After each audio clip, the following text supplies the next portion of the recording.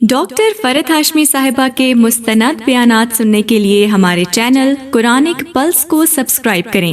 یہاں قرآن و حدیث کی روشنی میں حقیقی رہنمائی اور روحانی ترقی کے خزانے ملیں گے۔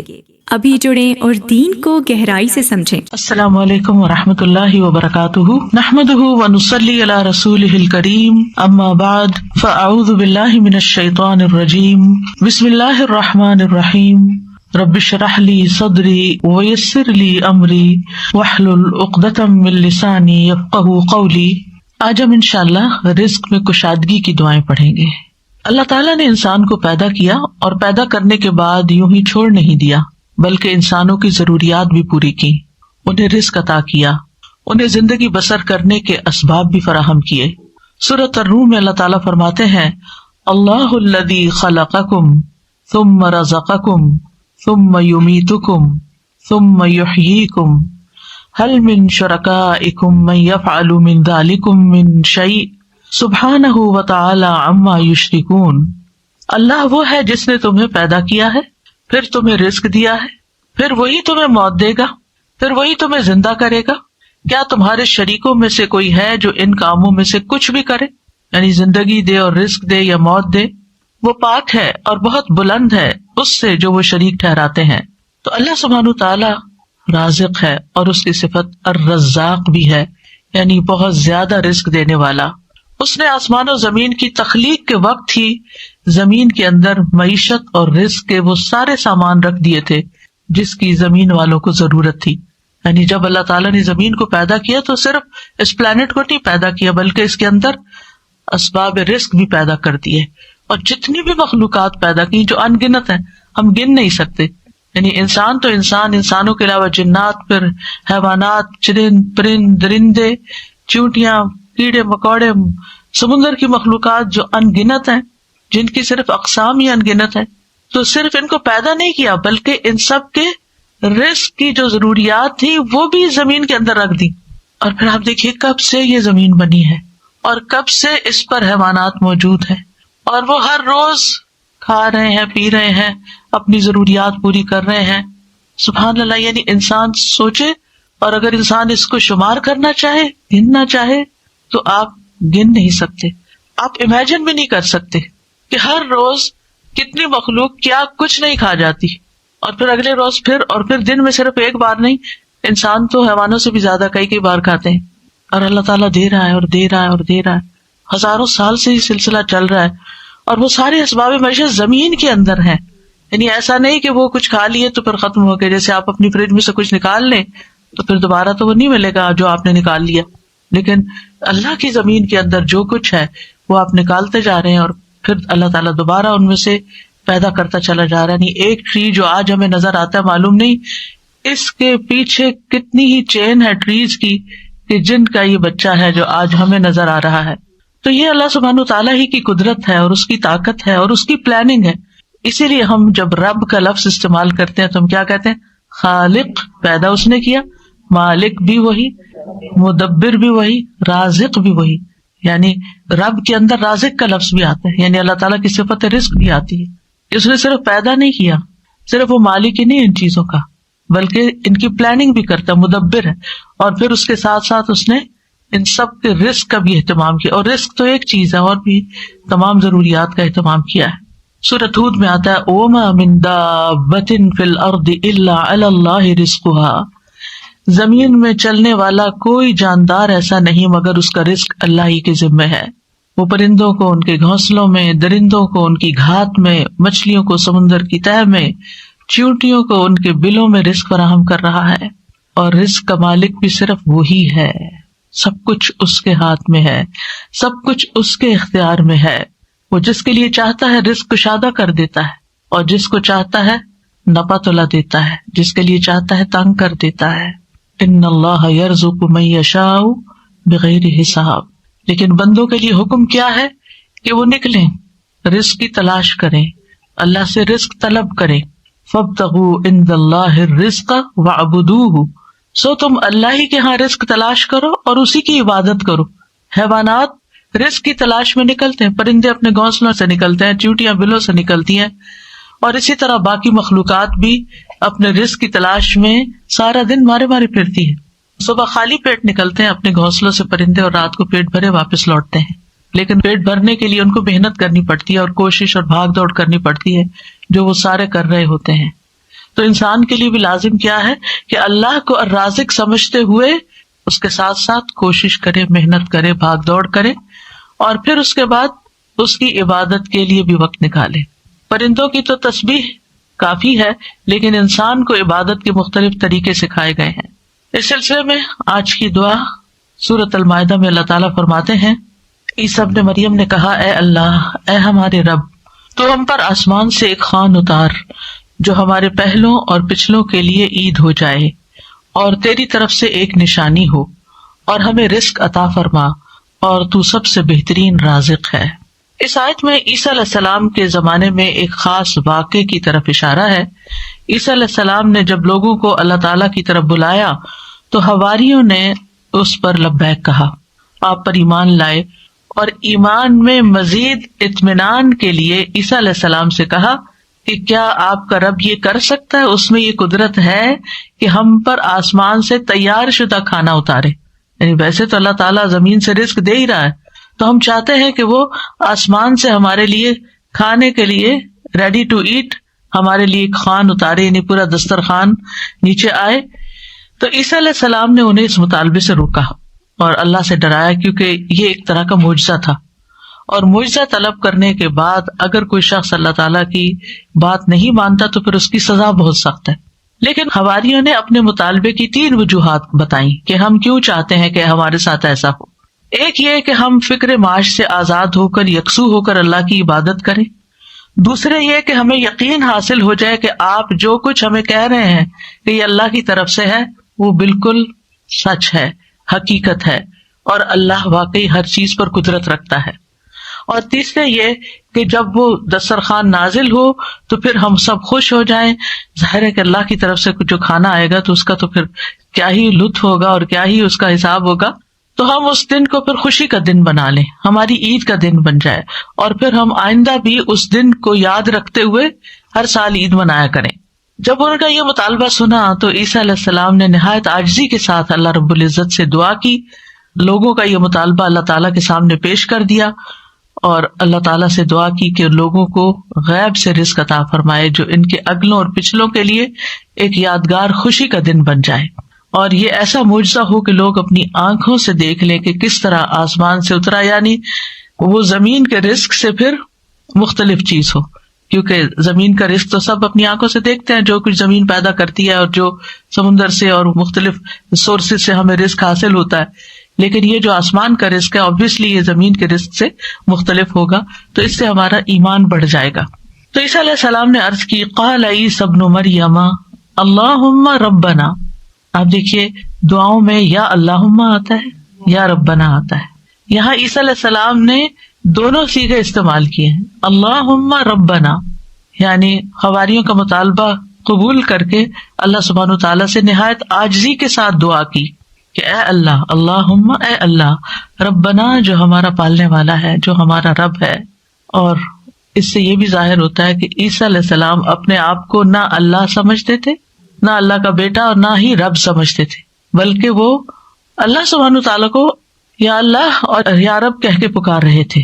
تو اس سے کیا ظاہر ہوتا ہے کہ وہ خود رب نہیں تھے، اور نہ ہی وہ اس کے قائل تھے، اور نہ ہی وہ کسی چیز میں اپنا کوئی اختیار سمجھتے تھے. اور پھر یہ بھی دیکھیے کہ حواریوں نے عیسیٰ علیہ السلام سے یہ کیوں کہا کہ آپ دعا کریں. اگر وہ انہی کو رب مانتے ہوتے تو انہی سے مانگ لیتے. تو ان سے جب انہوں نے یہ کہا تو اس سے یہ پتا چلتا ہے کہ عیسیٰ علیہ السلام کے ماننے والوں کے ذہن میں کہیں دور پار بھی یہ خیال نہیں تھا کہ عیسیٰ علیہ السلام اللہ کا کوئی حصہ ہے نعوذ باللہ، یا کوئی بیٹے ہیں، یا کسی بھی طرح الوہیت کا کوئی مقام رکھتے ہیں. وہ ان کو ایک نبی کے طور پر ہی سمجھتے تھے. تو انہوں نے اللہ سبحانہ وتعالیٰ ہی کی ربوبیت کا اس بات کیا یا اس پر ایمان لائے. پھر کہا کہ تکون لنا عیدن لاولنا وآخرنا. عید کا لفظ عاد یعود سے ہے، لوٹ کر آنا، یعنی وہ خوشی جو بار بار آئے، ہر سال پلٹ کر آئے. یہ سالانہ بھی ہو سکتی ہے اور ہفتہ وار بھی. مسلمانوں کی 2 عیدیں سالانہ ہیں اور ایک ہفتہ وار ہے. اس کے علاوہ کوئی اور عید ثابت نہیں ہے جو ہم نے خود سے بنا لی عیدیں، وہ قرآن و سنت سے ثابت نہیں ہے. تو ہم سالانہ عید تو اچھی طرح مناتے ہیں، لیکن افسوس یہ کہ جمعے کا اہتمام کم سے کم ہوتا جا رہا ہے. جمعے کے دن بھی غسل کرنا چاہیے، اچھے صاف ستھرے کپڑے پہننے چاہیے، تیار ہونا چاہیے، اہتمام کرنا چاہیے. یعنی جمعے کا دن عام دنوں کی طرح نہیں ہونا چاہیے. یعنی وہ دن ہمارے لیے خاص دن ہے، اسے خاص دن سمجھ کر ہی اس میں سارے کام کریں، چاہے وہ عبادت کے ہوں یا جو دوسرے کام ہوں.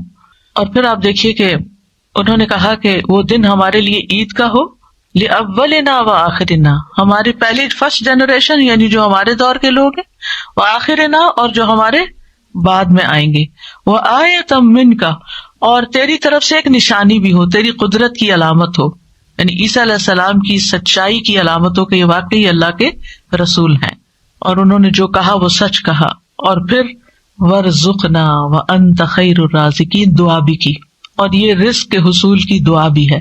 یعنی اتنا حصہ اگر انسان پڑھتا ہے، وَارْزُقْنَا وَأَنْتَ خَيْرُ الرَّازِقِينَ، تو ہمیں عطا کر، ہمیں رزق دے، اور تو سب سے بہترین رزق دینے والا ہے. اور یہاں پر ہمیں کسی مشقت کے بغیر اپنے پاس سے رزق عطا فرما. اب آپ دیکھیے کہ اللہ سبحانہ وتعالی بہترین رازق ہے، یعنی کس اعتبار سے کہ جو اس کی طرف سے رزق آتا ہے وہ اپنی کیفیت کے اعتبار سے اور کمیت کے اعتبار سے بہترین ہوتا ہے، یعنی سب سے افضل ہوتا ہے. اور انسانوں نے اس کی جو شکلیں بنا لی ہیں، پروسیس کر لیا اس کو، تو وہ اپنی کیفیت کے اعتبار سے بہترین نہیں رہا، کیونکہ انسانوں کے لیے اس طرح فائدہ مند نہیں. آپ نے دیکھا ہوگا کہ جو چیزیں نیچرلی اگتی ہیں، گرو کرتی ہیں، اور جو فریش فوڈ آپ سی سے لیتے ہیں، سی فوڈ ہوتی ہے یا کچھ، یا ہم باقی غذاؤں کے مقابلے میں زیادہ صحت مند غذائیں ہوتی ہیں. خیر الرازقین، اور اس لیے بھی خیر الرازقین کہا گیا اللہ تعالیٰ کو کہ لوگ اگر اللہ تعالیٰ کی نافرمانی بھی کریں تو بھی وہ ان کو اپنا رزق دیتا ہے، وہ کفر بھی کریں، اس کا انکار بھی کریں، اس سے ناراض بھی ہوں، پھر بھی رزق دیتا ہے. لیکن بندوں میں سے جو کسی کو رزق دیتے ہیں وہ ایسا نہیں کرتے، حتیٰ کہ ماں باپ بھی اگر دیکھتے کہ بچے بات نہیں مانتے تو ان سے کنارہ کش ہو جاتے ہیں. آپ جہاں جاب کرتے ہیں، جاب نہیں کرے تو آپ کو کوئی سیلری نہیں دے گا. انسانوں کا معاملہ یہ ہوتا ہے.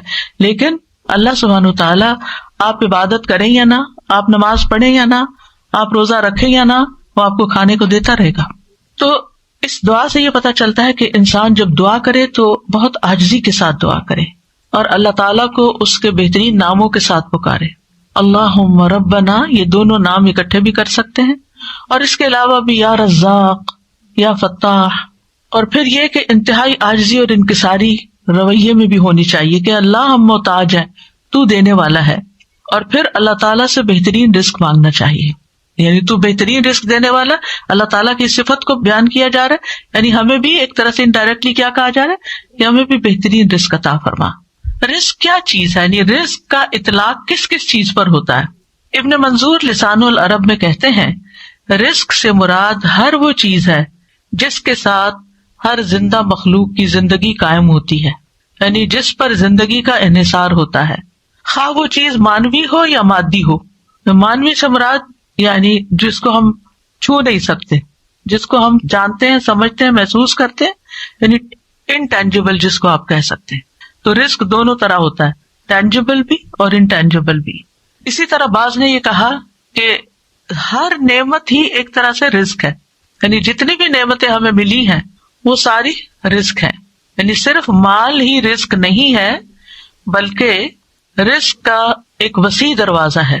ہر وہ چیز جو اللہ تعالیٰ بندوں پر نعمتوں کی صورت میں انعام فرماتا ہے، جیسے مال، اولاد، ہسبینڈ، اہل و عیال، ماں باپ، پھر اسی طرح صحت، محبت، قبولیت، یہ ساری چیزیں رزق کہلاتی ہیں. اور یہ اللہ تعالیٰ کی طرف سے تقدیر میں مقرر کر دی گئی ہیں، یعنی اللہ تعالیٰ نے ہر بندے کا رزق مقرر کر رکھا ہے کہ اس کو کتنا دینا ہے. تو انسان کے لیے پھر کیا لازم ہے کہ اللہ جب دے تو پھر انسان شکر ادا کرے. جیسے اوپر میں نے ذکر کیا کہ حصی اور مانوی دونوں اعتبار سے جو نعمتیں ہمیں ملی ہیں وہ رزق ہیں، تو محبت بھی ایک رزق ہے. حضرت عائشہ کہتی ہیں میں نے نبی صلی اللہ علیہ وسلم کی ازواج میں سے کسی پر رشک نہیں کیا سوائے خدیجہ رضی اللہ عنہا کے، اور میں نے حضرت خدیجہ کو نہیں دیکھا، یعنی ان کو زمانہ نہیں پایا. وہ فرماتی ہے کہ رسول اللہ صلی اللہ علیہ وسلم جب بکری ذبح کرتے تو آپ فرماتے کہ اس کا گوشت خدیجہ کی سہیلیوں کو بھیج دو. وہ کہتی ہے کہ ایک دن میں غصے میں آ گئی. میں نے کہا آپ ہر وقت خدیجہ خدیجہ کرتے ہیں اور اس کی سہیلیوں تک کا خیال رکھتے ہیں. تو رسول اللہ صلی اللہ علیہ وسلم نے فرمایا انی قد رزقت حبھا، مجھے خدیجہ کی محبت عطا کی گئی ہے، یعنی اللہ نے میرے دل میں اس کی محبت ڈالی. انسان کسی کو مرنے کے بعد صرف محبت کی وجہ سے یاد رکھ سکتا ہے کہ جس کے ساتھ آپ کا کوئی قلبی تعلق ہو، اور یہ بھی اللہ دلوں میں ڈالتا ہے. قرآن مجید میں آتا ہے ان الذین آمنوا وعملوا الصالحات سیجعل لهم الرحمن ودا، بے شک جو لوگ ایمان لائے اور انہوں نے نیک عمل کیے، رحمان ان کے لیے دلوں میں محبت ڈال دے گا. آپ کسی سے زبردستی محبت نہیں کرا سکتے. آپ کسی کے آگے رو پیٹ کے، اس کے ساتھ غصہ کر کے، اس کی منتیں کر کے، یا اس کو مال دے کے، یا اس کی خوشامد کر کے آپ اس سے کہیں آپ مجھے محبت دیں، آپ مجھ سے محبت کریں، کبھی بھی نہیں کوئی کرے گا جب تک اللہ دلوں میں محبت نہ ڈالے. اور اگر آپ کے لیے اللہ نے کسی کے دل میں محبت ڈال دی ہے تو اس پر اللہ کا شکر ادا کرنا چاہیے کہ یہ اللہ نے رزق دیا ہے مجھے، کیونکہ محبت کہیں سے خریدی نہیں جا سکتی. اللہ تعالیٰ فرماتے ہیں لو انفقت ما فی الارض جمیعا ما الفت بین قلوبہم، اگر زمین میں جو کچھ ہے سارے کا سارا بھی آپ خرچ کر دے دیں لوگوں کو، آپ ان کے دلوں میں محبت نہیں ڈال سکتے. یعنی نہ یہ مال سے خریدی جا سکتی ہے، اور نہ ہی یہ کسی مطالبے سے خریدی جا سکتی ہے، اور نہ ہی یہ احسان جتا کے اور کسی کو ذلیل کر کے یا کسی کو کسی طرح مجبور کر کے محبت لی جا سکتی ہے. یہ اللہ کی دین ہوتی ہے، اور جس کو اللہ دے وہی محبت حاصل کرتا ہے. اور اس کے پیچھے بھاگنا نہیں چاہیے. بھاگنا چاہیے اللہ کی رضا کے کاموں میں، اور نہ اس بات کی فکر کرنی چاہیے میری ماں مجھ سے محبت کرتی ہے کہ نہیں، کیونکہ کچھ بچوں کو ساری زندگی یہی یقین نہیں آتا کہ ماں محبت کرتی ہے. شوہر مجھ سے محبت کرتا ہے کہ نہیں، ساری زندگی شک میں پڑی رہتی ہیں، حتیٰ کہ بیمار پڑ جاتی ہیں بعض خواتین. ریسنٹلی کسی کے بارے میں جو پتا چلا کہ ان کا دماغ چل گیا صرف اس بات پہ کہ ہسبینڈ مجھ سے وہ محبت نہیں کرتا جو مجھے چاہیے، اور اس کی وجہ سے مزری، دنیا کی ہر نعمت ہے اس کے پاس، لیکن اب وہ ایک طرح سے ذہنی مریض بن گئی خاتون. وہ تو خیر ایک سیویئر کیس ہو گیا نا، لیکن اس سے نچلے درجے پر کسی نہ کسی ڈگری، کسی نہ کسی لیول پر ہر شخص کو یہ شکوہ رہتا ہے، اور اس سے باہر نکلنا چاہیے، کیونکہ انسان اس سے اپنی صلاحیتیں کھو دیتا ہے.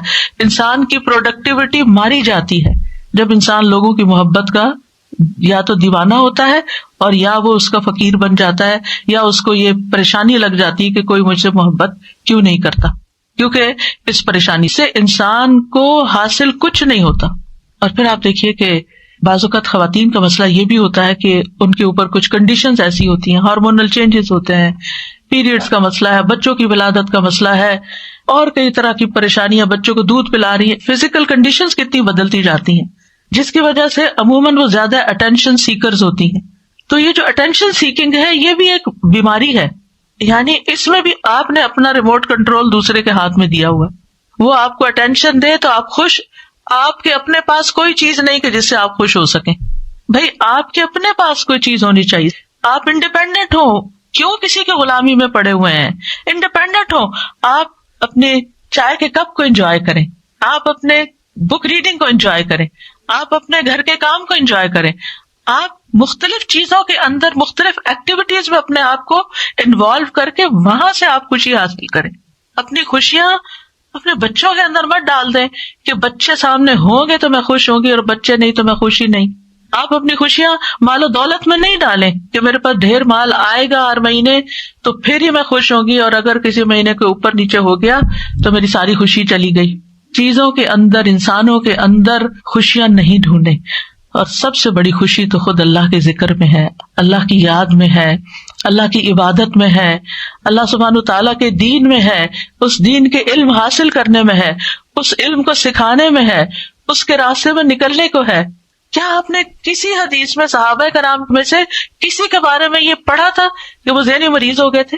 کوئی مینٹل النس تھی وہاں؟ کوئی ایموشنل امبیلنسز تھے وہاں؟ کوئی ان باتوں پر لڑائیاں تھیں آپس میں وہاں؟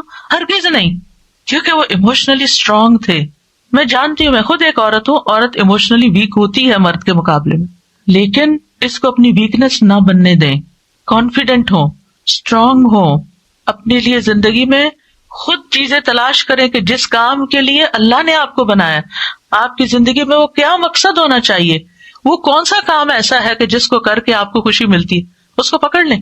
اگر وہ جائز ہے اور اللہ کی حدود کے اندر ہے اور اللہ تعالیٰ کی ناراضگی کا نہیں. یعنی میں آپ کے لیے سجیسٹ نہیں کر سکتی، ہر انسان کو اللہ تعالیٰ نے مختلف بنایا ہے، اور ہر انسان کسی کی ذہنی ضروریات اور طرح کی ہوتی ہے، کسی کی اور طرح سوچ ہوتی ہے. کوئی میتھمیٹکس میں بہت اچھا، کوئی شاعری میں بہت اچھا، کوئی لٹریچر میں بہت اچھا، کوئی کسی چیز میں، کوئی کسی چیز میں. آپ دیکھیں آپ کی اسٹرینتھ کیا ہے، اللہ نے آپ کو کیا دے کے بھیجا ہے، تو اس چیز کو تلاش کریں، اپنے اسکلس کو ڈیولپ کریں، اپنے آپ کو اسٹرانگ کریں اور اپنی زندگی کو بہترین کاموں میں استعمال کریں، کیونکہ اس پر انحصار ہے آخرت کے درجے کا. آج ضائع کر دیا نا اپنا وقت اور اپنی صلاحیتیں اور اپنی زندگی، کیونکہ بعض لوگ تو پھر بیمار پڑ کے کچھ کرنے کے قابل نہیں رہتے، اور بعض لوگ تو پھر نہ کسی عبادت کے لائق اور اپنے آپ کو بھی نہیں سنبھال سکتے. پھر وہ زندگی کیا زندگی ہے. یعنی آپ دیکھیں کہ ایک شخص جو ذہنی مریض بن جائے، اللہ تعالیٰ ہر ایک کو بچائے اس سے، اس کی کوئی زندگی ہے، وہ کچھ بھی کرنے کے قابل نہیں، وہ کیا زندگی جیتا ہے. اسی لیے ہمیں دعا سکھائی گئی کہ اللہ ہمیں ارذل العمر سے بچا، یعنی بڑھاپے میں بھی جا کے ہمارا دماغ نہ خراب ہو، کیونکہ جب لوگوں کی عمر زیادہ ہو جاتی ہے حافظہ ختم ہو جاتا ہے، کچھ لوگ الزائمر کے مریض ہو جاتے ہیں، ڈیمنشیا ہو جاتا ہے، ایجنگ کے ساتھ ساتھ ہوتا ہے. لیکن کچھ لوگ آپ دیکھیں ماشاء اللہ، کل کسی نے مجھے کسی عالم کی پکچر بھیجی کہ یہ پچھلے 51 ایئر سے اس مسجد میں، ایک سیم مسجد، ہر سال پورا قرآن سنا رہے ہیں، اور اس پکچر میں بھی وہ تراویح پڑھا رہے تھے کہ اس سال بھی وہ 81 ایئرس کے ہیں اور پورا قرآن سنائیں گے. وہ بھی تو انسان ہے، ان کو اللہ نے اتنا اسٹرانگ حافظہ کیوں دیا؟ اس قرآن کی برکت سے، کہ جب آپ نے سوچ لیا کہ میں نے سال کے آخر میں یہ کام کرنا، تو آپ پورا سال تیاری کریں گے نا. تو میں سوچ رہی تھی کہ کہاں ہم ہر سال قرآن سنانا حافظے سے، اور اتنا ریگولرلی کنسسٹنسی کے ساتھ ایک کام کرتے چلے جانا، یہ ہے نا قابل رشک زندگیاں. یہ تھوڑی ہے کہ آج رو رہے ہیں، کل سو رہے ہیں، پرسوں کچھ کر رہے ہیں، ترسوں کچھ کر رہے ہیں، نہ ادھر کے نہ ادھر کے، نہ دنیا کے نہ آخرت کے. یہ تو اپنے آپ کو ضائع کرنا ہے. تو ہم میں سے ہر شخص یہ دیکھے وَلْتَنظُرْ نَفْسٌ مَا قَدَّمَتْ لِغَدٍ، ہر شخص دیکھے اس نے اپنی کل کے لیے کیا تیاری کی ہے، دنیا کے کل کے لیے بھی اور آخرت کے کل کے لیے بھی. اس کا فیوچر کیا ہے، کیونکہ ہر انسان کو وہی ملے گا جو وہ کر رہا ہے. تو رزق کی کئی قسمیں ہیں، اور پھر جب ہم رزق مانگے اور جس چیز کی کمی ہمیں محسوس ہو وہ اللہ سے مانگ لیں، بندوں کے پیچھے نہ جائیں، بندوں کے آگے ہاتھ نہ پھیلائیں. جیسے بندے کے آگے ہاتھ پھیلا کے روٹی مانگنا منع ہے نا، یا انسان کو ذلیل کرتا ہے، ایسے کسی کے آگے ہاتھ پھیلا کے محبت مانگنا یا اور کوئی چیز دنیا کی مانگنا جو ہے وہ انسان کی قدر کو گھٹا دیتا ہے، انسان کی ویلیو کم ہو جاتی ہے. لہٰذا اللہ سے یہ رزق مانگے. علم بھی رزق ہوتا ہے، رب زدنی علما، یہ رزق بھی اللہ سے مانگے. تو اللہ تعالیٰ اپنے بندوں کا رزق دو طرح کا دیتا ہے.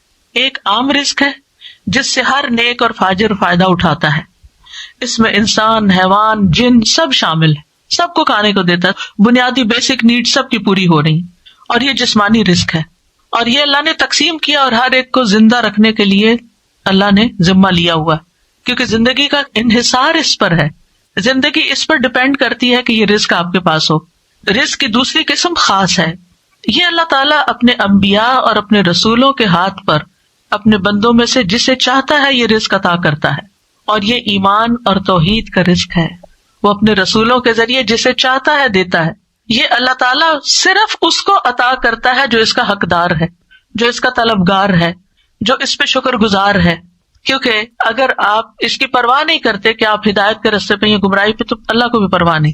تو جو اس کو ڈیزرو کرتا ہے اور جو اس پہ پھر شکر ادا کرتا ہے کہ الحمدللہ الذی ہدانی لہذا، اللہ نے مجھے نعمت اسلام دی، میں شکر گزار ہوں اس پر. تو اللہ تعالیٰ تو بڑے فضل والا ہے، بہت زیادہ احسان کرنے والا ہے. اور جیسے دنیاوی رزق کے لیے اسباب اختیار کرنے پڑتے ہیں، ایسے ہی اس رزق کے لیے، ایمان اور ہدایت کے رزق کے لیے بھی اسباب اختیار کرنے پڑتے ہیں. آپ کو کوشش کرنا پڑتی ہے، آپ کو نکلنا پڑتا ہے کہ آپ کو یہ رزق بھی ملے. یعنی یہ نہیں کہ دنیا کے رزق کے لیے تو ہم کوشش کریں اور جب دین کا رزق لینا ہو تو ہم کہیں اللہ تو بس ہدایت دے دے، ہم گھر میں بیٹھے. ایسے نہیں، اس کے لیے بھی محنت کرنی پڑتی. اور ہماری اسلامی تاریخ، اسلامک ہسٹری ہمارے سامنے ہے کہ کس طرح علماء نے ایک ایک حدیث کے لیے مہینوں کا سفر کیا، ایک حدیث جاننے کے لیے. اور اپنی زندگیاں کھپا دی، پیدل بھی چلے اور سواریوں پر بھی اور لٹے بھی اور پٹے بھی اور گرمی اور سردی برداشت کی اور ہر طرح کی تکلیف اٹھائی اس علم کو حاصل کرنے کے لیے. اس کے مقابلے میں ہم نے تو کچھ بھی ایفرٹ نہیں لگائی، کوئی قربانی نہیں دی. تو ایمان میں اضافے کے لیے بھی آپ کو نکلنا پڑتا ہے، کچھ کام کرنے پڑتے ہیں، اس کے لیے بھی اجتماعیت چاہیے ہوتی ہے، علم میں اضافے کے لیے بھی. اسی طرح اگر آپ چاہتے ہیں کہ آپ کی قدر، عزت اور محبت میں اضافہ، تو اس کے لیے بھی آپ کو قربانیاں دینی پڑتی ہیں، اس کے لیے آپ کو بندوں کی خدمت کرنی پڑتی ہے. عزت لینا چاہتے ہیں، عزت دینی پڑتی ہے. محبت لینا چاہتے ہیں، محبت دینی پڑتی ہے. یعنی اس دنیا میں اللہ تعالیٰ نے ایک اصول بنایا ہے، گیو اینڈ ٹیک. پہلے گیو، دینے والے بنو، جب آپ کو ملے گا. یہ انسانی کوششوں کا حصہ ہے، اور باقی اس کے ساتھ ساتھ دعا اور اللہ سے اچھی امید. اور یاد رکھیے، سب سے بہترین رزق تو جنت ہے، سب سے بہترین نعمت جنت ہے، جو سب سے مکمل، سب سے افضل، سب سے معزز، سب سے بلند، سب سے زیادہ قائم رہنے والا ایسا رزق جو کبھی ختم نہیں ہوگا، جس کی راحتیں اور لذتیں اور نعمتیں کبھی بھی ختم نہ ہوں گی. اور یہ رزق مومنوں کے ساتھ خاص ہے، یہ صرف ایمان والوں کے لیے ہے. اللہ تعالیٰ فرماتے ہیں وَمَن يُؤْمِن بِاللَّهِ وَيَعْمَلْ صَالِحًا يُدْخِلْهُ جَنَّاتٍ تَجْرِي مِن تَحْتِهَا الْأَنْهَارُ خَالِدِينَ فِيهَا أَبَدًا قَدْ أَحْسَنَ اللَّهُ لَهُ رِزْقًا. اور جو اللہ پر ایمان لائے اور نیک عمل کرے، وہ اسے ایسے باغوں میں داخل کرے گا جن کے نیچے سے نہریں بہتی ہیں، ان میں وہ ہمیشہ رہنے والے ہیں، ہمیشہ ہمیشہ. بلا شبہ اللہ نے اس کے لیے اچھا رزق بنایا ہے. پھر یہ بات یاد رکھیے کہ رزق کا مالک بھی صرف اللہ ہے، رزق کی کنجیاں بس اس کے پاس ہیں. قرآن مجید میں آتا ہے یا ایھا الناس اذکروا نعمت اللہ علیکم هل من خالق غیر اللہ یرزقکم من السماء والارض لا الہ الا هو فانا تؤفکون. لوگو اپنے آپ پر اللہ کے احسان کو یاد رکھو، کیا اللہ کے سوا کوئی اور خالق بھی ہے جو تمہیں آسمانوں اور زمین سے رزق دے؟ کوئی اور بھی ہے؟ نو. یاد رکھو اس کے سوا کوئی الہ نہیں. پھر تم کہاں سے دھوکا کھا جاتے ہو. پھر اسی طرح رزق میں جو کمی بیشی ہوتی ہے، اپ اینڈ ڈاؤن ہوتا ہے. مثلاً کوئی وقت ہوتا ہے آپ کے پاس بہت ہوتا ہے، پھر ایک وقت ہوتا ہے کہ وہ سکڑنے لگتا ہے، کم ہونے لگتا ہے. ایک وقت ہوتا ہے آپ اپنی جوانی کی پیک پر ہوتے ہیں، خوب محنت کام کرتے ہیں، بہت کچھ ہوتا ہے، پھر آہستہ آہستہ آہستہ کم ہوتا جاتا ہے. پھر آپ ریٹائر ہو جاتے ہیں، پھر آپ بوڑھے ہو جاتے ہیں، پھر آپ دوسروں کے محتاج ہو جاتے ہیں. یہ زندگی میں عام طور پر اوپر جانا، نیچے آنا، یہ سب دیکھتے ہی ہیں، زندگی کے اپس اینڈ ڈاؤن جن کو کہتے ہیں آپ. لیکن بات یہ ہے کہ عام دنوں میں بھی رزق، چاہے جسمانی رزق ہو، مال کی شکل میں ہو یا محبت ہو، اس میں اپس اینڈ ڈاؤنز ہوتے ہیں. ریلیشنز میں بھی اپس اینڈ ڈاؤنز ہوتے ہیں. یعنی انسانوں کے ساتھ جو محبت ہوتی ہے ہر وقت ایک جیسی نہیں ہو سکتی، ہر وقت پیک پر نہیں ہو سکتی. کیوں؟ اس لیے کہ انسان اس کو برداشت نہیں کر سکتا. اللہ نے ہمارے لیے جذبات بنائے، بڑے خوبصورت ہیں یہ جذبات، لیکن ہر وقت جذبات میں رہنا نقصان دہ ہے، ہر وقت جذباتی زندگی گزارنا نقصان دہ ہے. پھر اسی طرح قرآن مجید میں آتا ہے اللہ یبسط الرزق لمن یشاء ویقدر. اللہ رزق فراخ کر دیتا ہے جس کے لیے چاہتا ہے اور تنگ کرتا ہے. وفرحوا بالحیات الدنیا، اور وہ دنیا کی زندگی پہ خوش ہو گئے. وما الحیات الدنیا فی الآخرۃ الا متاع، حالانکہ دنیا کی زندگی آخرت کے مقابلے میں تھوڑے سامان کے سوا کچھ نہیں. کیا اللہ تعالیٰ کے پاس کمی ہو جاتی کہ وہ ہمارا رزق تنگ کر دیتا؟ نہیں، ایسا نہیں ہے. لہو مقالید السماوات والارض، اسی کے پاس آسمان و زمین کی کنجیاں ہیں. یبسط الرزق لمن یشاء، پھر اس کی اپنی حکمت ہے، اس کی تقسیم ہے، جس کے لیے چاہتا پھیلا دیتا، ویقدر، اور تنگ کر دیتا. وہ جانتا ہے، پھیلا دیتا ہے، دیکھتا ہے، آزماتا ہے، کتنا شکر ادا کرتا ہے. لیبلونی اشکر ام اکفر، اللہ نے مجھے یہ سب کچھ دیا کہ مجھے آزما رہا ہے، میں شکر کرتا ہوں یا ناشکری کرتا ہوں. اور پھر تنگ کر دیتا ہے کہ صبر کرتا ہے یا واویلا کرتا ہے یا حرام طریقے اختیار کرنے لگتا ہے، وہ بھی آزمائش ہو جاتی ہے. بہرحال اس کے پاس تو خزانے ہیں. وَلِلَّهِ خَزَائِنُ السَّمَاوَاتِ وَالْأَرْضِ، اللہ کے پاس آسمان و زمین کے خزانے ہیں، اور ان میں سے وہ جس کو چاہے خوب نواز سکتا ہے، اور جتنا چاہے دے، اس کے خزانوں میں کوئی کمی نہیں آتی. رسول اللہ صلی اللہ علیہ وسلم نے فرمایا اللہ کا دایاں ہاتھ بھرا ہوا اور دن رات کی فیاضی سے اس میں کوئی کمی واقع نہیں ہوتی. کیا تم دیکھتے نہیں کہ جب سے اس نے آسمان و زمین پیدا کیے تب سے اس نے کتنی فیاضی کی ہے، دے رہا. لیکن اس کے دائیں ہاتھ میں جو کچھ ہے اس میں کوئی کمی واقع نہیں ہوئی. یعنی عطا کرنے سے اس کے خزانوں میں کمی نہیں آتی. تو جب ہم دعا کریں نا تو یہ میں آپ کو نالج کیوں دے رہی ہوں تاکہ جب آپ اللہ سے رزق مانگیں تو آپ کے اللہ تعالیٰ آپ کے پاس تو ڈھیروں خزانے اور دینے سے کمی بھی نہیں ہوتی. ایک تو نا کہ آپ کسی سے مانگتے وہ کہتا بھی نہیں میں نہیں دے سکتا, میرے تو اپنے لیے کافی نہیں. انسانوں کے ساتھ تو ایسا معاملہ کرتے ہیں کیونکہ وہ ان کے پاس ہوتا نہیں ہے, وہ خود محتاج ہے. لیکن اللہ تو محتاج نہیں نا کسی کا, وہ تو بادشاہ ہے اور اس کے پاس تو خزانے ہیں اور وہ صرف کون کہے گا اور آپ کے پاس ڈھیر لگ جائیں گے. تو یہ یقین رکھتے ہوئے کہ اللہ سبحانہ تعالیٰ کے پاس بہت کچھ ہے, اللہ تعالیٰ فرماتے ہیں اے میرے بندو اگر تمہارے اولین و آخرین اور جن و انس ایک صاف چٹیل میدان میں کھڑے ہو کر مجھ سے مانگے, سارے جمع ہو جاؤ سب مانگے اور میں ہر ایک کو جو وہ مجھ سے مانگے وہ عطا کر دوں تو بھی میرے خزانوں میں کوئی کمی واقع نہیں ہوتی مگر اتنی جتنی سمندر میں سوئی ڈال کر نکالنے سے پانی میں کمی ہوتی. اللہ سبحانہ تعالیٰ کے خزانے آسمانوں میں بھی ہیں اور زمین میں بھی ہیں. وَفِي السَّمَاءِ رِزْقُكُمْ وَمَا تُوعَدُونَ, اور پھر زمین پر بھی بے شمار ریسورسز ہیں. انسان کو چاہیے کہ انسان آگے بڑھے اور کوشش کرے. حاتم الاسم سے پوچھا گیا من أين تأكل, تم کہاں سے کھاتے ہو؟ کہا من عند اللہ, اللہ کے پاس سے. کہا گیا کیا اللہ تعالیٰ آسمان سے تمہارے لیے دینار اور درہم نازل فرمائیں گے؟ انہوں نے کہا کیا اللہ صرف آسمان میں ہی ہے, یعنی اس کے خزانے صرف آسمان میں ہیں؟ یہ زمین بھی اسی کی ہے اور یہ آسمان بھی اسی کا ہے. اگر وہ میرا رزق آسمان سے نہ دے گا تو زمین سے چلا کر میرے پاس لے آئے گا. یعنی وہ کہیں سے بھی دے سکتا ہے, ساری مخلوق کو دیکھتا, کمزور سے کمزور ترین چھوٹی سے چھوٹی چیز کو بھی وہ رزق دیتا ہے. ہمیں جن کا منہ بھی نظر نہیں آتا وہ ان کی بھی ضروریات پوری کرتا ہے. اور ابن کثیر کہتے ہیں کہ یہ مشہور ہے کہ کوے کے بچے جب نکلتے ہیں تو ان کے پروں پر بال سفید ہوتے ہیں. یہ دیکھ کر ان کو بچوں سے نفرت ہوتی اور وہ بھاگ جاتے ہیں. کچھ دنوں کے بعد پروں کی رنگت سیاہ ہو جاتی ہے, پھر ان کے ماں باپ واپس آتے ہیں اور انہیں دانا وغیرہ کھلاتے ہیں. اللہ عالم, ابن کثیر کی تفسیر میں ہے, کسی نے تجربہ کیا ہوگا. ابتدائی ایام میں جبکہ ماں باپ ان بچوں سے متنفر ہو کے بھاگ جاتے ہیں اور پاس بھی نہیں آتے, اللہ تعالیٰ چھوٹے چھوٹے مچھر ان کے پاس بھیج دیتا ہے, وہی ان کی غذا بن جاتے ہیں. کہاں سے وہ دیتا ہے؟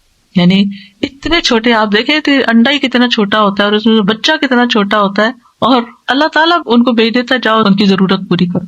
تو جو ان پرندوں کو دیتا ہے جن کے ماں باپ چھوڑ جاتے ہیں یا مر ہی جاتے ہیں, وہ ہمیں نہیں دے سکتا؟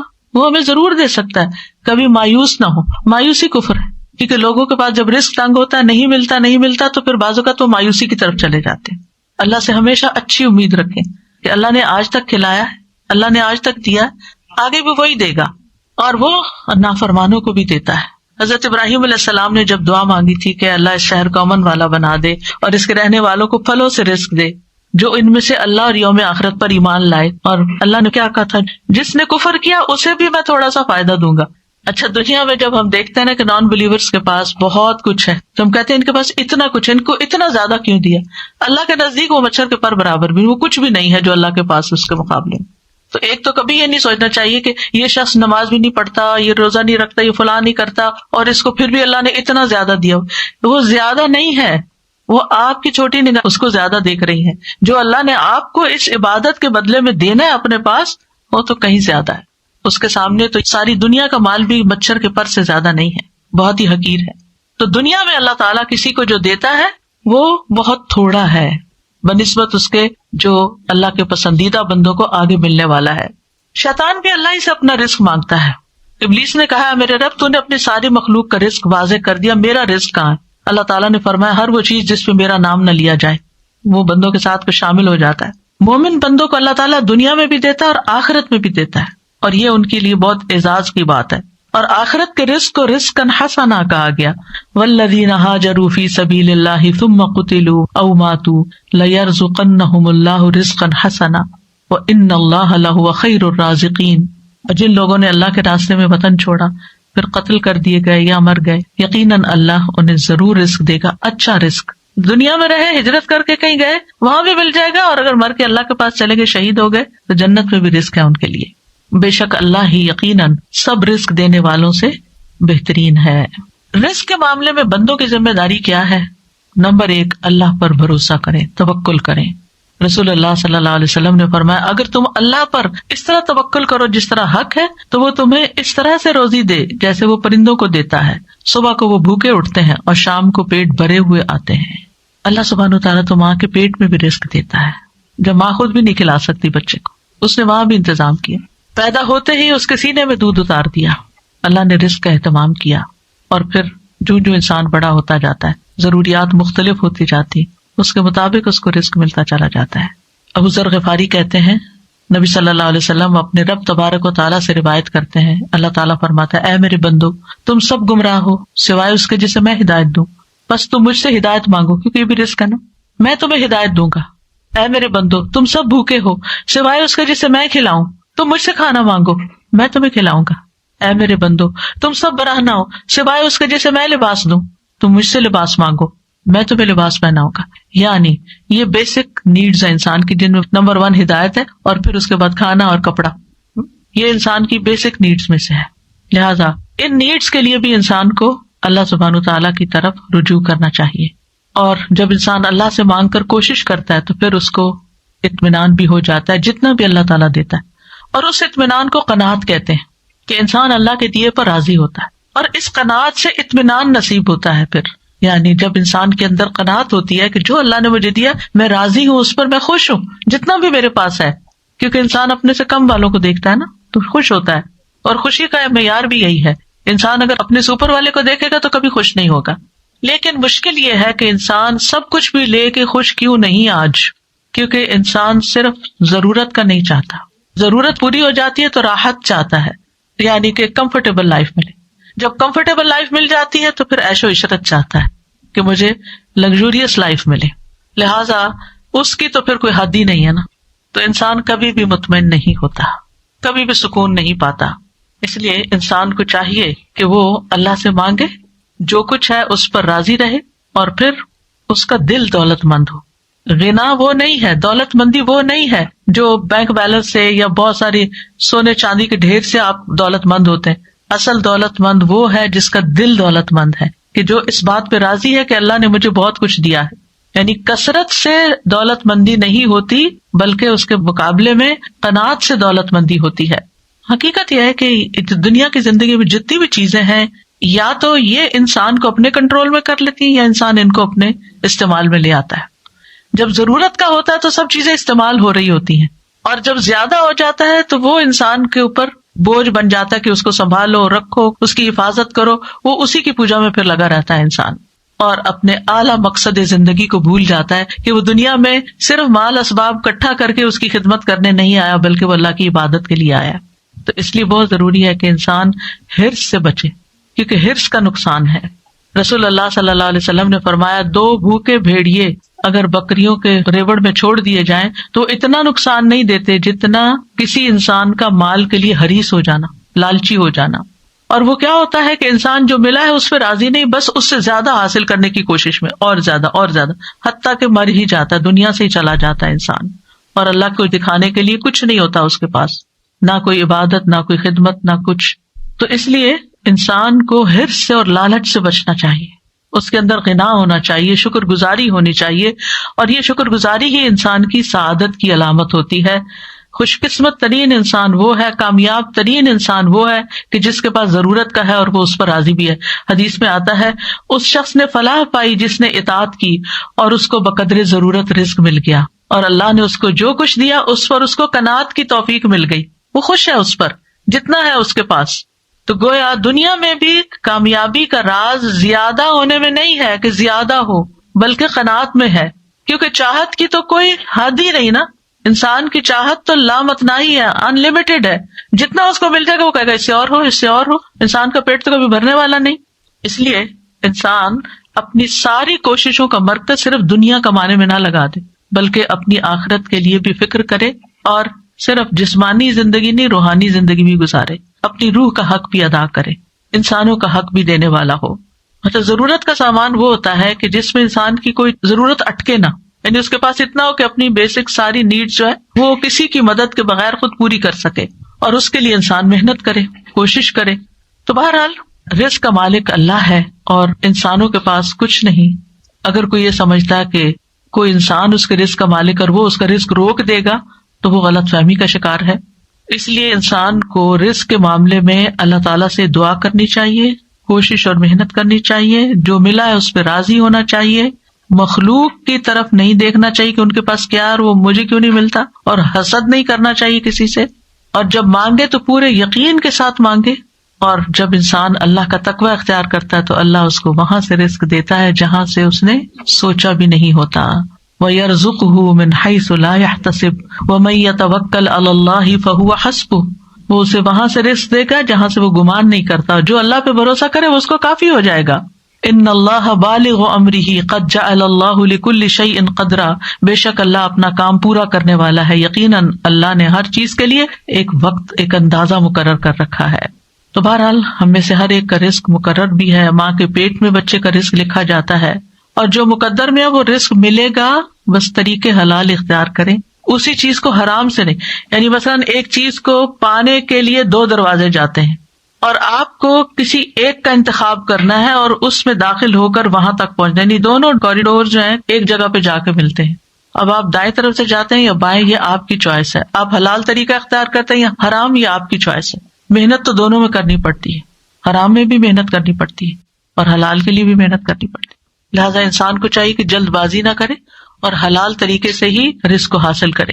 اور پھر آپ دیکھیے کہ زمین میں چلنے پھرنے اور کوشش کرنے اور محنت کرنے کا حکم دیا گیا ہے. سورۃ الملک روز آپ پڑھتے ہیں، اللہ تعالیٰ فرماتے ہیں وَالَّذِي جَعَلَ لَكُمُ الْأَرْضَ ذَلُولًا فَامْشُوا فِي مَنَاكِبِهَا وَكُلُوا مِن رِّزْقِهِ وَإِلَيْهِ النُّشُورُ. وہی ہے جس نے تمہارے لیے زمین کو تابع کر دیا، سو اس کے کندھوں پہ چلو، نکلو، کام کرو اور اس کے دیے ہوئے میں سے کھاؤ، اور اسی کی طرف دوبارہ اٹھ کے جانا ہے. یعنی مرنے کو نہ بھولو، آخرت کی تیاری نہ بھولو، یعنی دنیا میں لگ کے اپنی آخرت کو نہ بھولو. انبیاء بھی رزق کی تلاش میں جاتے تھے. اسماعیل علیہ السلام کی شادی کے بعد ابراہیم علیہ السلام اپنے مکہ میں چھوڑے ہوئے خاندان کو دیکھنے کے لیے آئے تو اسماعیل علیہ السلام گھر پر نہیں تھے. جب کچھ دنوں کے بعد تشریف لائے تو اس مرتبہ بھی اسماعیل علیہ السلام گھر نہیں تھے. تو آپ ان کی بیوی کے پاس گئے، ان سے پوچھا کہ اسماعیل کہاں ہے؟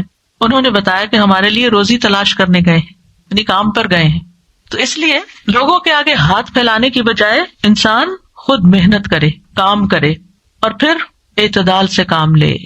یعنی سارا اپنا وقت، ساری انرجی، ساری جوانی، ساری محنت، سارا ٹیلنٹ صرف اس پہ نہ لگا دے، بلکہ اللہ کی عبادت کے لیے بھی وقت نکالے، اللہ کے دین کی خدمت کے لیے وقت نکالے، بندوں کی خدمت کے لیے وقت نکالے. فضیل بن ایاز کہتے ہیں لوگوں نے سچائی اور حلال رزق کی طلب سے زیادہ افضل زینت کسی اور چیز کے ساتھ اختیار نہیں کی. ابو سعید خدری کہتے ہیں اے لوگو، تنگ دستی تمہیں رزق کو ناجائز مقام سے حاصل کرنے پر نہ اکسائے، اور پھر جو اسباب اللہ تعالیٰ پیدا کرے ان کو اختیار کرے. توکل اسباب کے ساتھ ہوتا ہے، اسباب کے بغیر نہیں. اور پھر یہ بھی یاد رکھیے کہ انسان کے پاس جو اللہ نے دیا ہے اس پر راضی ہونا اللہ کو پسند ہے، جبکہ زیادہ کا مل جانا اللہ کی رضامندی کی علامت نہیں. یعنی آپ کو جو ملا آپ اس پر اللہ سے راضی، لیکن اگر آپ زیادہ کے لالچ میں اور زیادہ مل گیا تو اس کا یہ مطلب نہیں کہ اللہ آپ سے بہت راضی. تو رضی اللہ عنہم ورضوا عنہ، اللہ کی رضا کس میں ہے اور آپ کی رضامندی کس میں ہونی چاہیے، یہ جاننا بھی بڑا ضروری ہے. رزق کا گھٹنا بڑھنا اللہ کی طرف سے آزمائش بھی ہوتا ہے، اور کبھی رزق کی کمی خیر کا باعث بھی ہوتی ہے، اور کبھی رزق وافر مقدار میں ہونا خیر کا باعث ہوتا ہے. اللہ تعالیٰ کے لیے کچھ مشکل نہیں کہ سارے انسانوں کو وہ سب کچھ ہی دنیا میں ہی دے دیں جو وہ مانگ رہے ہیں، لیکن اس سے نقصان کیا ہوگا؟ اللہ تعالیٰ فرماتے ہیں اگر اللہ اپنے بندوں کے لیے رزق فراخ کر دیتا تو یقیناً وہ زمین میں سرکش ہو جاتے، لیکن وہ ایک اندازے کے ساتھ اتارتا ہے جتنا وہ چاہتا ہے. یقیناً وہ اپنے بندوں سے خوب باخبر ہے، خوب دیکھنے والا ہے. کبھی کبھی اللہ تعالیٰ اپنے بندوں کو فقر سے آزماتا بھی ہے. ابو سعید خدری کہتے ہیں انہوں نے رسول اللہ صلی اللہ علیہ وسلم سے پوچھا اے اللہ کے رسول صلی اللہ علیہ وسلم، لوگوں میں آزمائش کے لحاظ سے سب سے زیادہ سخت کون ہوتا ہے؟ کس کی آزمائش زیادہ ہوتی؟ فرمایا انبیاء. انہوں نے عرض کیا اس کے بعد کون؟ فرمایا علماء. عرض کیا پھر کون؟ فرمایا نیک لوگ. ان میں سے کسی کو جوؤں کے ساتھ آزمایا جاتا ہے یہاں تک کہ وہ اس کو مار ڈالتی، یعنی جسم کے اندر ایسے کیڑے پیدا ہو جاتے ہیں کہ وہ اس کی موت کا سبب بن جاتے ہیں. کسی کو فقر سے آزمایا جاتا ہے، یعنی غربت سے آزمایا جاتا ہے یہاں تک کہ وہ چھوٹی سی قمیص کے سوا کچھ نہیں پاتا، حالانکہ وہ بہت نیک ہوتا ہے، چنانچہ وہی وہ پہن لیتا ہے. ان میں سے کچھ لوگ جن کو اس طرح کی تکلیف دہ آزمائشوں سے گزارا جاتا ہے وہ اس آزمائش پر بہت خوش ہوتے ہیں بنسبت اس شخص کے جو کچھ دیے جانے پہ خوش ہوتا ہے. کیوں خوش ہوتا؟ آزمائش آ گئی اللہ کی طرف سے، جیسے ایوب علیہ السلام پہ آئی تھی. اللہ سے ناراض نہیں تھے، وہ کہتے تھے یا اللہ پہلے میرے بیوی بچے بھی تھے اور میرے مال اسباب بھی تھے، ان کے لیے مجھے وقت نکالنا پڑتا تھا. جب میرے پاس کچھ نہیں رہا تو میرا سارا وقت تیرے لیے ہو گیا ہے، اب تو صرف میں اور تو ہیں. تو وہ اس پر زیادہ خوش تھے، حالانکہ بہت تکلیف میں تھے. تو کچھ لوگ تکلیف آنے پر بھی اللہ سے بڑے راضی ہوتے ہیں اور خوش رہتے ہیں. نبی صلی اللہ علیہ وسلم کو آپ دیکھیں، اللہ تعالیٰ کے پسندیدہ ترین بندے تھے، لیکن اکثر وقت فاقوں میں گزرتا تھا. ایک صحابی کہتے ہیں میں نے رسول اللہ صلی اللہ علیہ وسلم کو دیکھا، آپ سارا دن بھوک کی وجہ سے بے قرار رہتے تھے. یعنی بعض اوقات ایسے دن بھی آتے تھے خراب کھجور تک نہ پاتے تھے جس سے آپ پیٹ بھر لیں. حضرت عائشہ کہتی ہیں محمد صلی اللہ علیہ وسلم کے گھرانے نے اگر کبھی ایک دن میں 2 بار کھایا تو اس میں سے ایک وقت صرف کھجوریں ہوتی تھی، پکا ہوا کھانا نہیں ہوتا تھا، یعنی 1 meal a day ہوتا تھا. تو بہرحال یہ تو اللہ کا فیصلہ ہے، جس کو جتنا چاہے دے اور جس کا جب چاہے اپنی حکمت کے تحت کم کر دے. لیکن آج چونکہ ہمارا موضوع رزق میں کشادگی کی دعائیں ہیں تو ہم مختصراً دیکھ لیتے ہیں کہ دعاؤں کے علاوہ وہ کون سے اسباب ہیں جو رزق بڑھانے کا سبب بنتے ہیں، جن سے رزق میں اضافہ ہوتا ہے. تو سب سے پہلی چیز ہے ایمان اور تقوی اختیار کرنا. سورۃ الاعراف میں اللہ تعالیٰ فرماتے ہیں وَلَوْ أَنَّ أَهْلَ الْقُرَىٰ آمَنُوا وَاتَّقَوْا لَفَتَحْنَا عَلَيْهِمْ بَرَكَاتٍ مِّنَ السَّمَاءِ وَالْأَرْضِ وَلَٰكِنْ كَذَّبُوا فَأَخَذْنَاهُمْ بِمَا كَانُوا يَكْسِبُونَ. اور اگر واقعی بستیوں والے ایمان لے آتے اور بچ کر چلتے، تقوی اختیار کرتے، تو ہم ضرور ان پر آسمان اور زمین سے بہت سی برکتیں کھول دیتے، لیکن انہوں نے جھٹلایا تو ہم نے انہیں اس کی وجہ سے پکڑ لیا جو وہ کمایا کرتے تھے. تو ایمان اور تقوی سے رزق آتا ہے. پھر ایمان اور عمل صالح نیک اعمال کرنے والے کے لیے بھی رزق کا وعدہ ہے. سعید بن منصور سے مروی ہے، وہ ابن عباس سے روایت کرتے ہیں کہ ان سے اس آیت کے بارے میں پوچھا گیا من عمل صالحا من ذکر او انثى وهو مؤمن فلنحيينه حیاتا طیبہ. جو بھی نیک عمل کرے، مرد ہو یا عورت، اور مومن ہو، تو ہم اسے ضرور پاکیزہ زندگی بسر کرائیں گے. تو اس کا مطلب کیا ہے؟ انہوں نے کہا حیاتا طیبہ کا معنی حلال رزق، یعنی اس کو حلال رزق عطا کریں گے.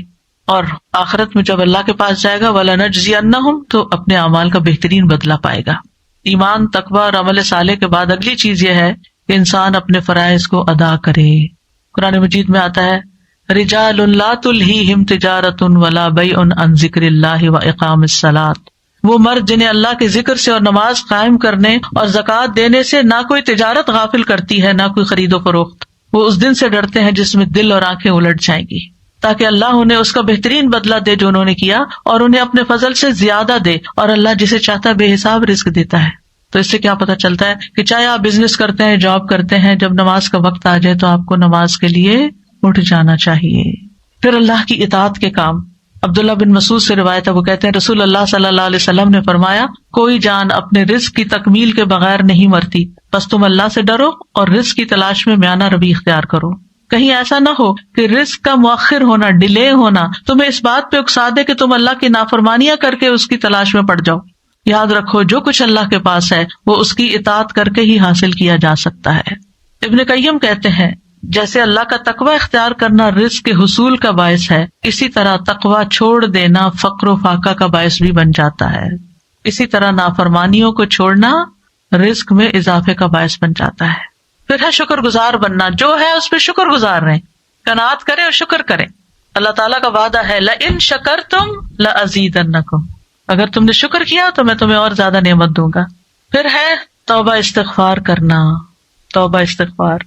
نوح علیہ السلام نے اپنی قوم کو بتایا تھا فَقُلْتُ اسْتَغْفِرُوا رَبَّكُمْ إِنَّهُ كَانَ غَفَّارًا يُرْسِلِ السَّمَاءَ عَلَيْكُمْ مِدْرَارًا وَيُمْدِدْكُمْ بِأَمْوَالٍ وَبَنِينَ وَيَجْعَلْ لَكُمْ جَنَّاتٍ وَيَجْعَلْ لَكُمْ أَنْهَارًا. میں نے کہا اپنے رب سے معافی مانگ لو، استغفار کرو، یقیناً وہ ہمیشہ سے بہت معاف کرنے والا ہے. وہ تم پر بہت برستی ہوئی بارش بھیجے گا، اور وہ مالوں اور بیٹوں کے ساتھ تمہاری مدد کرے گا، تمہیں باغات عطا کرے گا، تمہارے لیے نہریں جاری کر دے گا. یعنی دنیا کے یہ سارے خوشگوار سامان زندگی تمہیں عطا کرے گا اگر تم استغفار کرتے رہے. یعنی گناہوں کی معافی مانگتے رہو تو اللہ سبحانہ وتعالیٰ دنیا میں بھی یہ نعمتیں تمہیں عطا کرے گا. اسی طرح ہود علیہ السلام نے کہا تھا وَيَا قَوْمِ اسْتَغْفِرُوا رَبَّكُمْ ثُمَّ تُوبُوا إِلَيْهِ يُرْسِلِ السَّمَاءَ عَلَيْكُمْ مِدْرَارًا وَيَزِدْكُمْ قُوَّةً إِلَىٰ قُوَّتِكُمْ ولا تتولوا مجرمین، اے میری قوم اپنے رب سے بخشش مانگو پھر اس کی طرف پلٹ آؤ، وہ تم پر بادل بھیجے گا جو خوب برسنے والا ہوگا اور تمہیں تمہاری قوت کے ساتھ اور قوت دے گا، اور مجرم بنتے ہوئے منہ نہ موڑو۔ صالح علیہ السلام نے اپنی قوم کو کہا وَأَنِ اسْتَغْفِرُوا رَبَّكُمْ، اور یہ کہ اپنے رب سے معافی مانگو، ثُمَّ تُوبُوا إِلَيْهِ، پھر اس سے توبہ کرو، يُمَتِّعْكُمْ مَتَاعًا حَسَنًا إِلَىٰ أَجَلٍ مُّسَمًّى، وہ ایک خاص مدت تک تمہیں اچھا سامان زندگی دے گا، کیونکہ ہر ایک کو پھر موت تو آنی ہے، وَيُؤْتِ كُلَّ ذِي فَضْلٍ فَضْلَهُ، اور ہر صاحب فضل کو اس کا فضل عطا کرے گا۔ پھر اسی طرح تسبیحات کی کثرت سے بھی رزق میں اضافہ ہوتا ہے، تسبیح پڑھنا۔ نوح علیہ السلام کی وفات کا وقت جب قریب آیا تو انہوں نے اپنے بیٹے سے فرمایا، اور باتیں بھی تھی، اس میں ایک یہ بھی تھی کہ سبحان اللہ و بحمدہ کا ورد کرتے رہنا، یہ ہر چیز کی نماز ہے اور اس کے ذریعے مخلوق کو رزق ملتا ہے، تو جسے رزق کی تنگی ہو وہ تسبیح کی کثرت کر دے۔ پھر پے در پے حج اور عمرہ کرنے سے فقر دور ہوتا ہے۔ نبی صلی اللہ علیہ وسلم نے فرمایا حج اور عمرے پے در پے کیا کرو، کیونکہ یہ دونوں فقر اور گناہوں کو اس طرح ختم کر دیتے ہیں جیسے بھٹی لوہے، سونے اور چاندی کے میل کو ختم کر دیتی ہے۔ پھر صلہ رحمی کرنے سے رزق میں برکت ہوتی ہے، رشتہ داروں کو دینے سے، ان کے ساتھ نبھانے سے، ان سے اچھا سلوک کرنے سے۔ رسول اللہ صلی اللہ علیہ وسلم نے فرمایا جس شخص کو پسند ہو کہ اس کے رزق میں وسعت ہو یا اس کی عمر دراز ہو، اسے چاہیے کہ صلہ رحمی کرے۔ پھر دوسروں پر خرچ کرنے سے فرمایا وما انفقتم من شیء فهو يخلفه وهو خیر الرازقین، اور جو بھی تم خرچ کرتے ہو اللہ اس کی جگہ تمہیں اور دے دیتا ہے اور وہی سب سے بہتر رازق ہے۔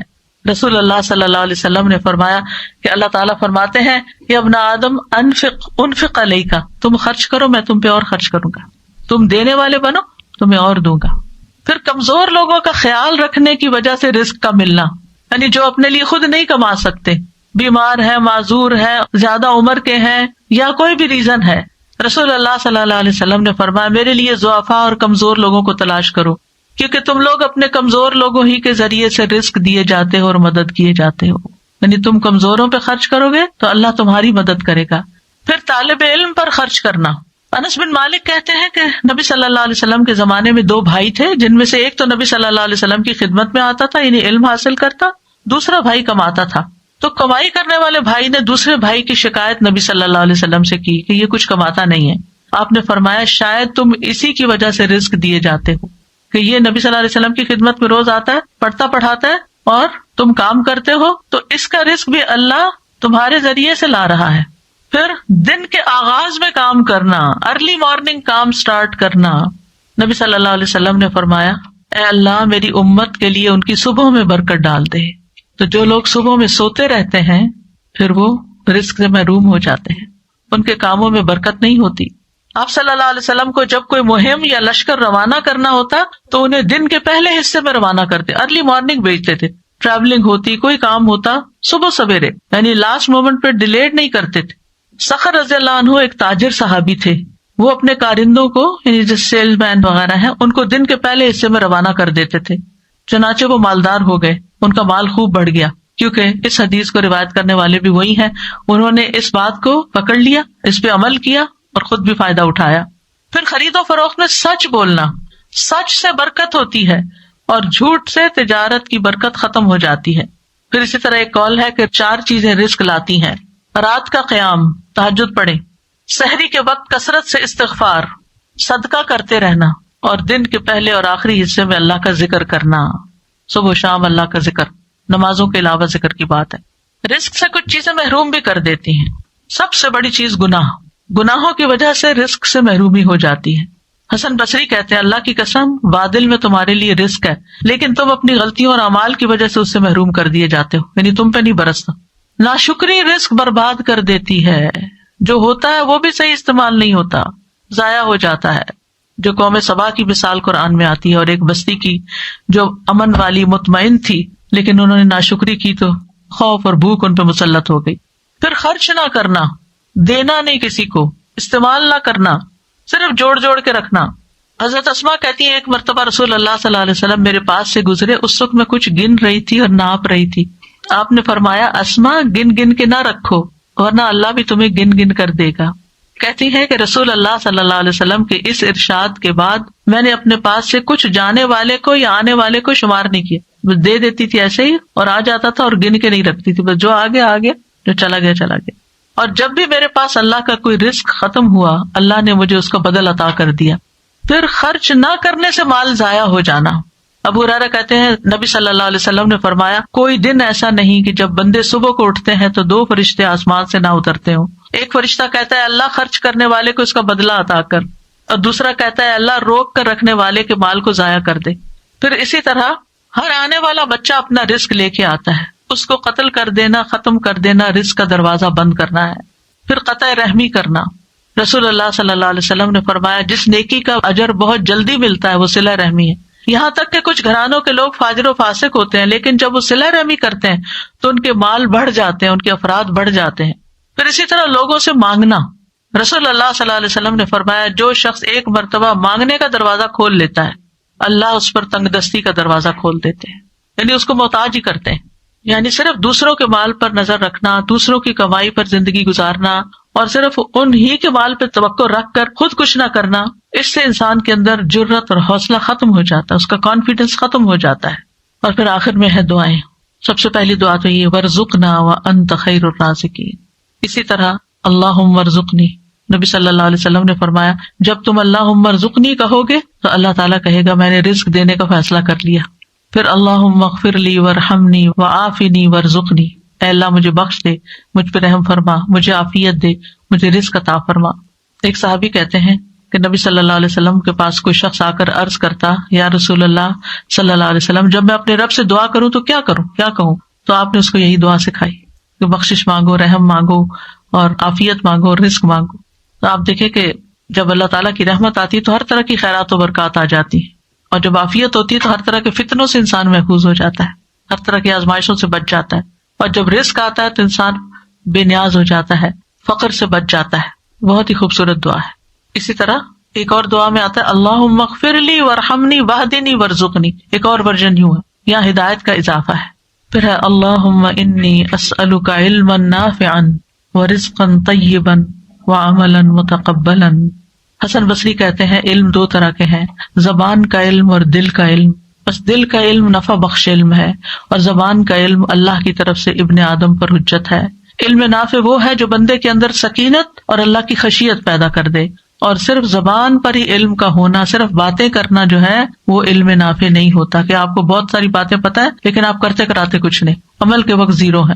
اور رزق حلال طیب جو انسان محنت سے کماتا ہے، اور خبیث وہ جو انسان حرام سے لیتا ہے، اور مقبول عمل وہ جو خالص اللہ تعالیٰ کی رضا کے لیے کیا جاتا ہے۔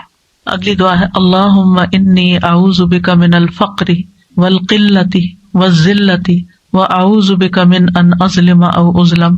اے اللہ میں فقر و فاقہ، قلت اور ذلت سے تیری پناہ میں آتا ہوں، کیونکہ فقر و فاقہ قلت اور ذلت لاتا ہے، اور اس بات سے تیری پناہ میں آتا ہوں کہ میں کسی پہ ظلم کروں یا مجھ پہ کوئی ظلم کرے۔ رسول اللہ صلی اللہ علیہ وسلم یہ دعا کیا کرتے تھے۔ دعا اصل میں کیا انسان کی تڑپ کا اظہار ہے۔ انسان کسی چیز کی بہت خواہش کرے اور پھر وہ لوگوں کی طرف دیکھنے کی بجائے اللہ سے مانگے، تو جب انسان اپنی پوری توجہ اللہ سبحانہ تعالیٰ کی طرف کر دیتا ہے اور پھر جو اس کے دل کی باتیں ہوتی ہیں وہ زبان سے نکلنا شروع ہوتی ہے، تو یہ سب سے بہترین دعا ہوتی ہے۔ اور جو شخص حقیقی معنوں میں محتاجی سے بچنا چاہتا ہوگا پھر وہ ضرور یہ دعا کرے گا کہ اللہ تعالیٰ مجھے فقر سے بچانا، اور پھر جو شخص ذلت سے ڈرتا ہوگا وہ بھی یہ دعا کرے گا کہ اللہ ذلت سے بچانا، اور اسی طرح قلت سے بھی کہ اللہ، جیسے کہتے ہیں پنجابی میں لوڑ کی تھوڑ نہ ہو، یعنی جو چیزیں ضرورت ہے وہ کم نہ پڑے، اور پھر اسی طرح میں کسی پہ ظلم نہ کروں اور کوئی مجھ پہ ظلم نہ کرے۔ بہت ہی خوبصورت دعا ہے، یعنی نہ میں کسی کے حق میں زیادتی کروں، نہ کوئی میرے حق میں زیادتی کرے، نہ میں لوگوں کی نگاہوں میں ذلیل ہوں کہ وہ مجھے حقیر جانے اور مجھے ذلیل و خوار کر دیں۔